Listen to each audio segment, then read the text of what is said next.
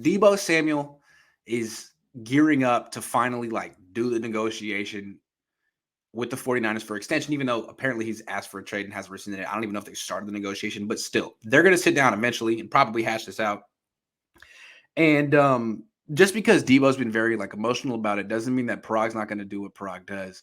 And there's a lot of things they could say, Yeah. and why wouldn't they? You have to bring out the big guns and at least, set a line in the sand of where you're not going to pay over. What do you think the 49ers will use against Deebo in contract negotiations? I think they'll use this year's draft against him, right? Okay. Because they went out and got another receiver. They already have 2 receivers that are breaking into year 3, which is usually when you see a receiver break out. And guys with a lot of talent, by the way. But they went and got Danny Gray, who's a speedster, another receiver, and they went and got TDP to take away the run from him, essentially, right? That's what we think is going to happen. So we went and got 2 guys that are going to take away from your workload. Mm-hmm. We don't need to rely on you the way that we did in previous years. We're not going to use you as a running back anymore, or at least not near as much. Yeah. So listen, we're taking something off your plate. Now give us some money back. That's basically the way that I see them trying to play that. Yeah. Hold on. Let me get some stats up. I'm just saying, let's say, and I don't know this for a fact, but let's say that part of the negotiation for Deebo Samuel is that he doesn't want to play running back that much anymore. And he's saying, I just want to be a wide receiver. I'm a wide receiver. I did that for you. Just because I'm a great athlete doesn't mean I want to do that. And I was like, all right, fair enough. No more running back for you. We're just going to keep you at wide receiver. So let's just evaluate you as a wide receiver. Yeah, 18. You led the league in yards per reception. That's phenomenal. You led the league in yards after the catch. That's phenomenal. You're such a good receiver, Deebo. It's just that in 3 years in the league, you have 10 touchdown catches in 3 years. Now, a lot some of the best wide receivers in the league could double that in a year. Cooper Kupp had 16 last year. And is it a fluke that you only had 6 touchdown catches? Not, 10 your career and 6 last year. No, because frankly, in the red zone, you're not as dangerous in the red zone as you are in the middle of the field. You're not as dangerous in the red zone as Juwan Jennings is, or Brandon Ayuk is, or George Kittle is, because you're not the greatest route runner, and you're not the biggest wide receiver, and you don't have super long arms. Frankly, when the offense gets in the red zone, the best way to use Deebo is at running back. Yep. He's the best red zone running back in the league. But if you don't want to do that anymore, okay, fine. Hey, if you don't want to do that anymore, fine. Well, you just lost 60% of your touchdowns. So let's pay you what you're worth. Because touchdowns matter. They're freaking important. I'm sorry. Someone has to score the touchdown. Yeah, absolutely. And to your point, I'll add in something else, because there is a lot of things that they really could use. They could use the drops against him. That True. That one really great year against him. Although I think he had a pretty damn good rookie year, but that's something they could use. But the other 2 guys in his class that got paid this offseason, they didn't get the most guaranteed money. There were some receivers that got upwards of 70. Those guys were not close. One got 53, one got 57. Those guys have also been, Terry McLaurin and AJ Brown, extremely consistent since they've been in the league. So where do you fall in there? Maybe in the middle? If you want 70 million guaranteed, I don't know if they're willing to pay that. I don't know. It's just me, but since Kyle's got here, he's kind of created this cult of yardage. People love yards. And, Kittle's gotten paid off it. Deebo's about to get paid off it. Scoring touchdowns matter. They try to act like touchdowns are this fluke statistic that come and go. It could go here, it could go there. I don't know. Then where are the touchdowns for Kittle in his career? Where are the touchdowns for Deebo in his career? Now, they come when he runs the ball. You need to score touchdowns. And Cooper Kupp does. Mike Evans does. DK Metcalf does. AJ Brown does. I'd like to see Deebo do that consistently as a receiver. Because if he can't, then I don't want to pay him as much. Now, if he's willing to play running back, then I'll pay him whatever because he will give me 15 touchdowns a season. I'm cool with that. Like he'll be as productive as Cooper Kupp. But if he's gonna be like, I don't play running back anymore, like, okay, well, in that case, we got to talk about what we're gonna pay you.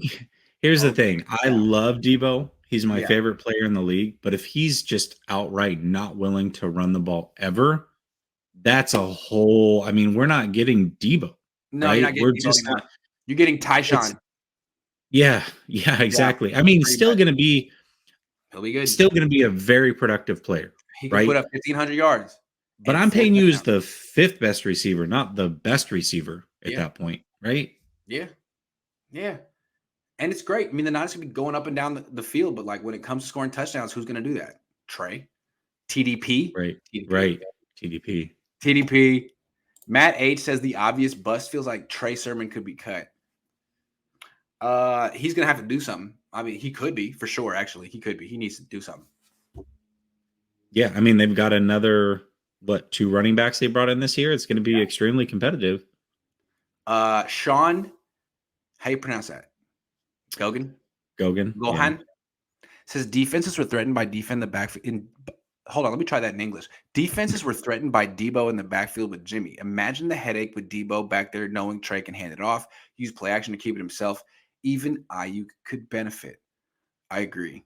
Imagine, like, just if you were going to list the best zone read pairings in football, Trey and Deebo would have to be up there, you know? Yes, of They'd course. have to be up there. I mean, Lamar doesn't have anyone like that.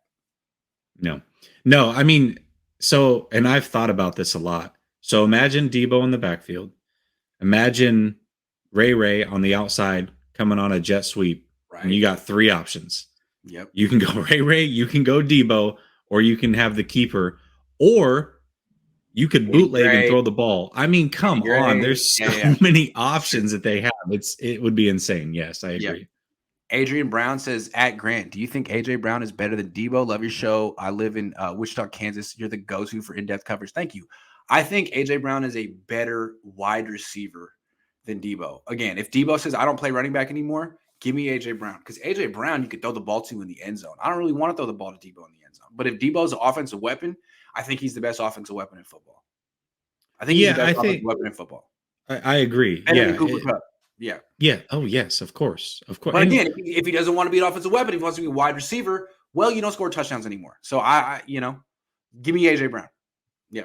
Yeah, A.J. Brown's been extremely consistent. And A.J. Brown was a lot of people's draft crush coming out of college, deservedly so. I mean, he's been consistent for a long time. I know. Yeah, me too. He's so good. And frankly, look, I was in Tennessee. It's just one game. But, when you go to a game and you see these athletes in person, you kind of like form your opinion a little bit based off that. Tennessee won. Deebo was phenomenal in that game. So was A.J. Brown. They were the 2 best players in the field by far. And I don't know. AJ won. Who was better that game? Was AJ Brown better for Tennessee or Jimmy Garoppolo?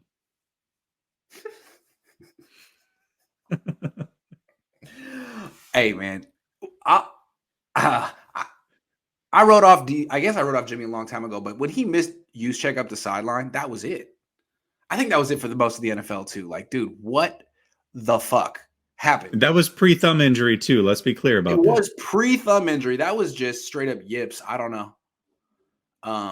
Frank Tom Ocean says, shout out Jesse. Thanks for the great content. Absolutely, brother. For sure. Hold on. Zach Bowen says, what makes Deebo so special was what he did last year. He is barely top 10 if he's strictly playing receiver. I mean, look, he led the league in yards per reception while playing with Jimmy. I'm not trying to minimize Deebo as a receiver. He's a great wide receiver, but you got to bring those touchdowns in too. And he does it playing running back, which is remarkable. His average, I looked this up, it killed me, which is why I thought he was the MVP of the league last year. He had 8 rushing touchdowns, average distance of 16 yards out. What the fuck? Most people that have 8 rushing touchdowns are scoring from in the goal line shit. Yeah. Not Deebo. He'd get to the 23 and be like, all right, touchdown. How many times did that happen?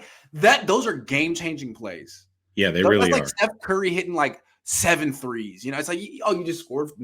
You You just hand it to him from at the 25 and he scores. No other team can do that shit. Right. It's way harder for everyone else. Yeah. Anyway. Yeah, of course.